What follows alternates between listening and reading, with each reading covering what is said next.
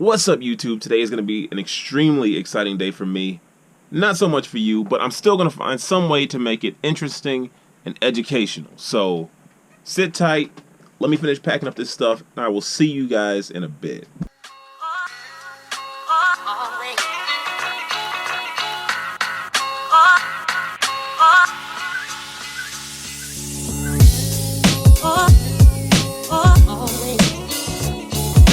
I figured today would be a great day to tell you guys, I charge about 10 bucks for shipping on everything. When I tell you guys that, I know some people are looking at me crazy. They're like, how do you charge $10 for everything? Sometimes I lose on shipping, but most of the time I win. And last year I made a strategic decision to start shipping items that weighed less. This was because the USPS changed their policy. They allowed the first class to go up to 16 ounces. And I saw an opportunity with that extra, 4 ounces or whatever it was. And I just really capitalized on that. You guys might notice that I ship out a lot of items that are light. For example, rather than selling shoes, I'll sell sandals. Sandals not only will often fit in a poly mailer, but they will also sometimes weigh less than 16 ounces. This subtle difference has had a huge impact on my bottom line. So when somebody hits me up and says, why are you charging me so much to ship this AC adapter? Well, I fire back and say, look, I subsidize shipping. Some people win, some people lose. What'll often happen is I'll have an AC adapter up for 18 bucks. Somebody will see my shipping and then send me a counter offer for 10 bucks. Well, the thing is, before when I had free shipping, I would have had it up for 18 bucks. They would have sent me an offer for 10 and I would have accepted it. Because I have such a high shipping charge, when they send me the $10 offer, I'm still gonna make money because I'm charging an extra 10 bucks on shipping.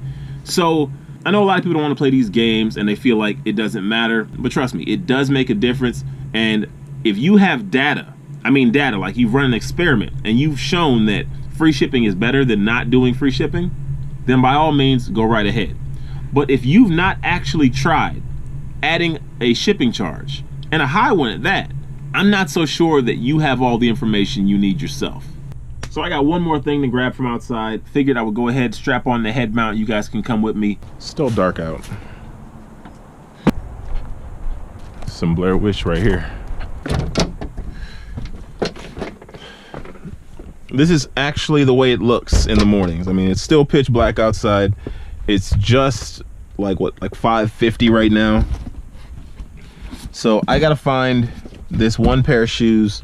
It's been in here for a while. I have a pretty I have no idea what this thing is. I don't know what the hell I'm talking about. I have no idea what these shoes are. I just came out here to grab some other things. I couldn't find them. This place is definitely in need of a cleaning, but it's just been real hectic right now with all the sales. I really wish I had an idea, but I just wanted to show you guys what it can be like, because a lot of people, and I myself was guilty of this as well. You know, you have a preconceived notion of what it's gonna be like when you scale your business. There they are. You have a preconceived notion of what it's gonna be like, but I'll just show you. This is what it looks like. This is really what it looks like in the morning. And it's not because I'm not organized. It's because I have to get to work and I'm super busy and I'm flying around here and it's pitch black, and this is the best I can do. The mistake a lot of people make is having preconceived notions of what it's gonna be like when you actually get to the point where you wanna be, as far as scale goes. And you know, I can't stress to you enough that you have no idea what it's gonna look like. If you come into this business like with a straight blueprint, you already got a warehouse, everything's a go, yeah, you might be okay. But you growing this thing at your house, you start getting new items, maybe you get a plug and you just get this crazy connect on something you never thought you would sell. You really have no idea.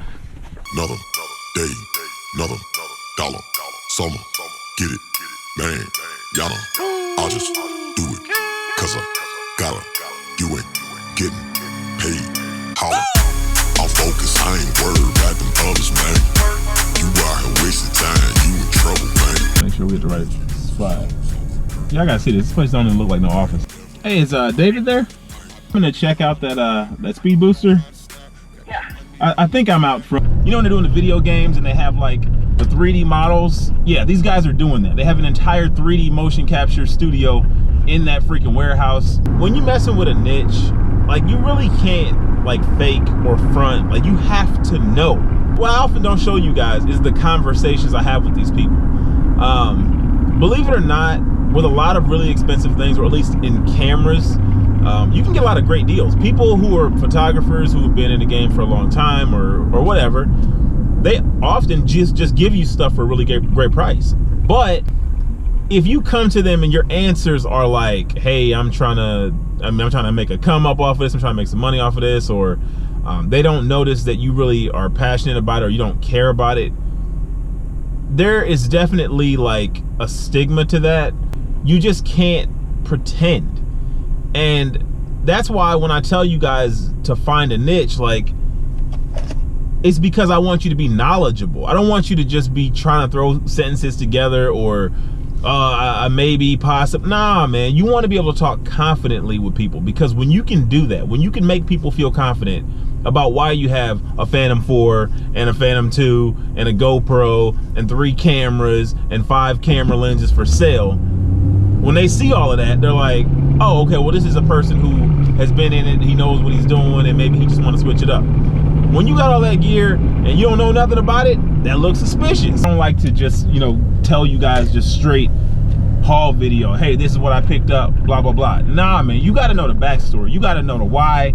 You have to have everything that makes it make sense, because without that information. So I never actually told you guys what I picked up today. Well, for 400 bucks, I got 2 things, and it's an incredible deal because one of them is worth over 600.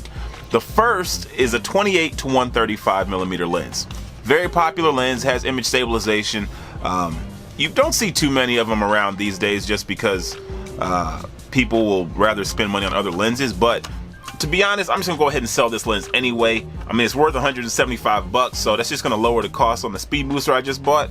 But the exciting thing is this right here, the Metabones Speedbooster. Now this little thing right here costs about 650 bucks. The camera that I'm using is a Panasonic G7. It has a micro 4/3 sensor, which essentially will change the field of view that I'm typically getting on a full frame camera lens, and it makes everything a lot further away than it typically would be.